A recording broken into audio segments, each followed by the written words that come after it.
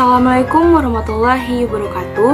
Saya Adinda Mutiara Valdisa dengan NIM 221330002 dari program studi D3 Akuntansi. Di sini saya akan menjelaskan tentang siklus akuntansi. Siklus akuntansi merupakan tahapan-tahapan mulai dari terjadinya transaksi sampai dengan penyusunan laporan keuangan sehingga siap untuk pencatatan berikutnya. Siklus akuntansi dimulai dari bagaimana transaksi itu dicatat, bagaimana munculnya akun-akun pada jurnal dan bagaimana akun itu dinilai, serta tersajikan di laporan keuangan dan kembali ke pencatatan transaksi berikutnya seperti tahapan-tahapan sebelumnya. Dan adapun skema tentang siklus akuntansi yaitu seperti ini.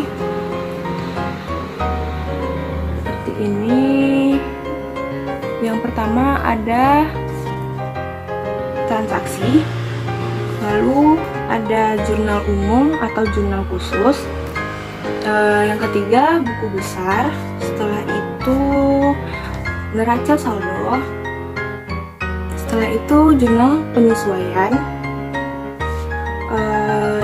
lalu neraca saldo setelah penyesuaian, lanjut kertas kerja atau neraca lajur, berikutnya yaitu laporan keuangan, dan lanjut dengan jurnal penutup. Lalu setelah jurnal penutup masuk ke neraca saldo setelah penutup, dan yang terakhir yaitu jurnal balik. Yang pertama yaitu transaksi. Transaksi merupakan bagian dari siklus akuntansi yang sering kita lakukan dalam kehidupan sehari-hari.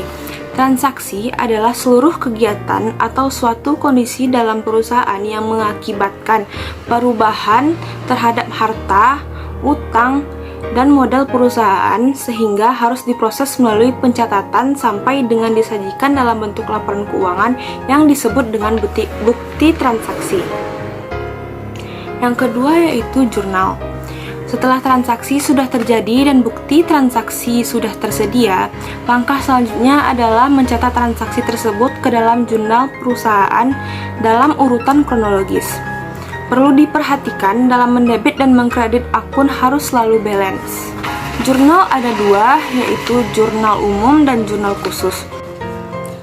Untuk perusahaan jasa biasanya menggunakan jurnal umum.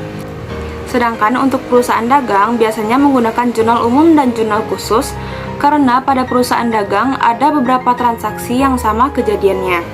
Karena kejadiannya terjadi berulang-ulang, untuk lebih efektifnya dibuatlah jurnal khusus. Penggunaan jurnal umum dilakukan setiap kali transaksi terjadi, sehingga penggunaan jurnal umum menimbulkan kesulitan karena transaksi pada perusahaan dagang lebih kompleks. Jadi jurnal khusus ini adalah jurnal yang digunakan untuk mencatat transaksi keuangan yang sering terjadi sesuai dengan jenis transaksinya. Untuk bentuk jurnal khusus ini ada 5 macam, yaitu yang pertama jurnal penjualan. Jurnal penjualan adalah gunanya untuk mencatat penjualan barang dagang secara kredit. Yang kedua yaitu ada jurnal penerimaan kas, gunanya untuk mencatat semua penerimaan kas.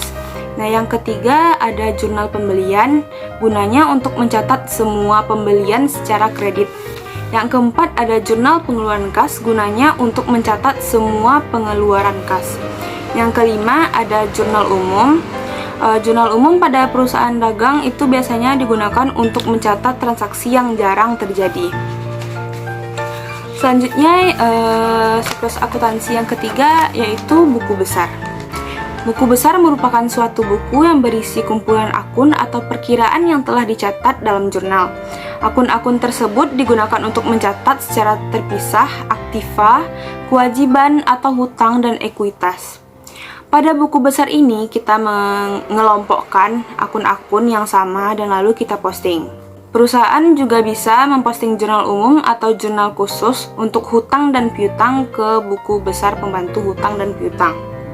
Tujuannya adalah untuk mengetahui spesifikasi hutang atau piutang ke perusahaan tertentu.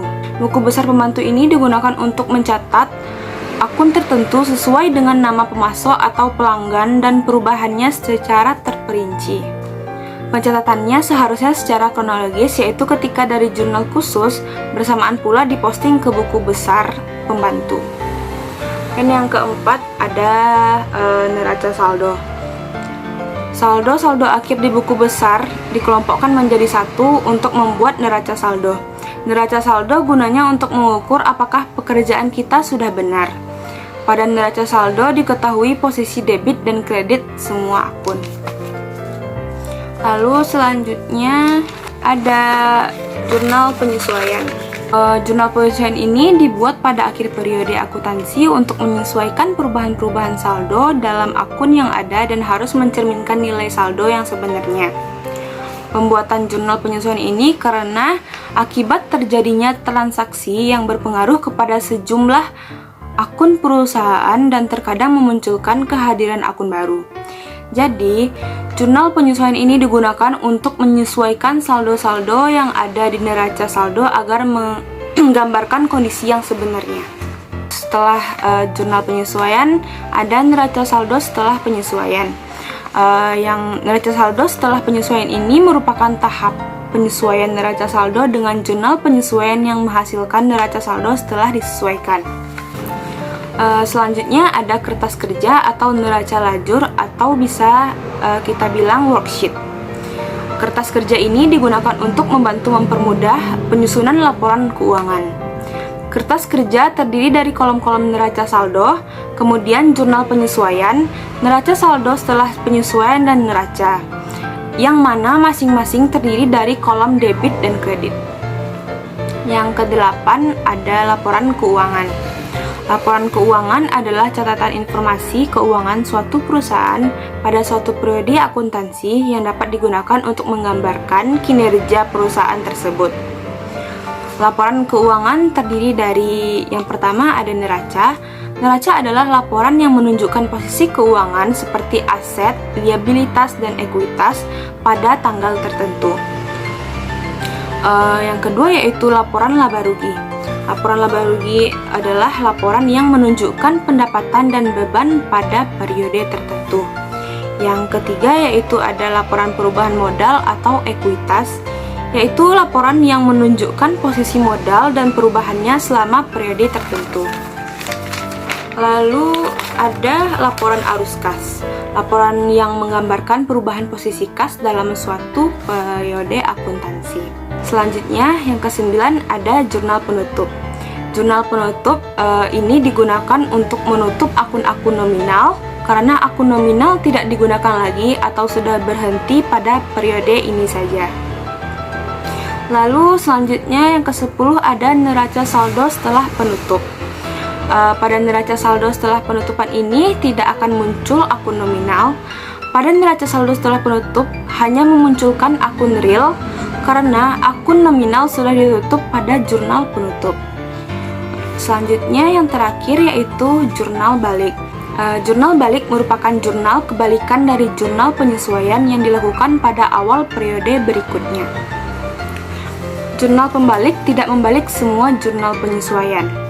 Data sumbernya yaitu dari jurnal penyesuaian. Guna jurnal ini untuk keteraturan pencatatan.